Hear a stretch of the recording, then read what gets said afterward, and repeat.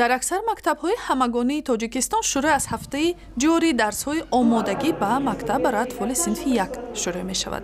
Ин нахустин ташаббусе ба ин мазмун аст, ки ҳадафаш ба гуфтаи масъулини вазорати маорифи Тоҷикистон ба таҳсил омода кардани кӯдакони синфи 1 аст. Дар вазорат мегӯянд сатҳи омодагии кӯдакони 7 солаи тоҷик ба мактаб, ки аксарашон аслан бо таълимоти пеш аз мактабӣ фаро гирифта нашудаанд, паст аст ва ин масъала боиси бо мушкил пешрафтани ҷараёни таҳсили онҳо дар моҳҳои аввали хониш мешавад.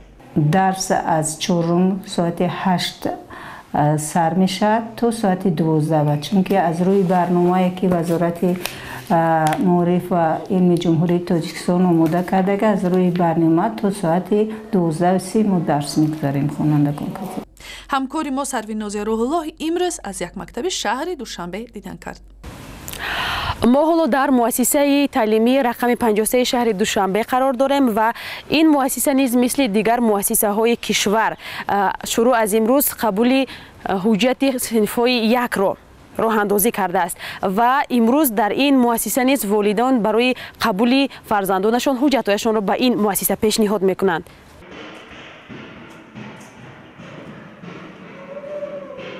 Мама, я тебя люблю. Кто не знаю прямо на большом кораблю, дам название мама. Аллака либоси мактабиам харидӣ, а? Дафтару китобу ручка.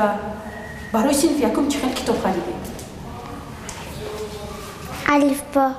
ин муассисаи таълимӣ ки раҳбарияташ мегӯянд бояд се синф хонандаҳои синфҳои аввалро дар бар гирад, дар нақша доранд ва аллакай худи имрӯз ҳудуди 60 нафар аз волидон ҳуҷҷатҳои фарзандонашонро ба ин муассиса оварданд ва худи раҳбарият ҳам мегӯянд, ки аз ин теъдод 80% дар боғчаҳо таълим гирифтагӣ ҳастанд ва омодагӣ ба мактабро аз худ карданд ва танҳо 20% ки умуман дар хона буданд, онҳо метавонанд дар ин як моҳ ба соли хониши 2015-2016 ба хубӣ омода шаванд.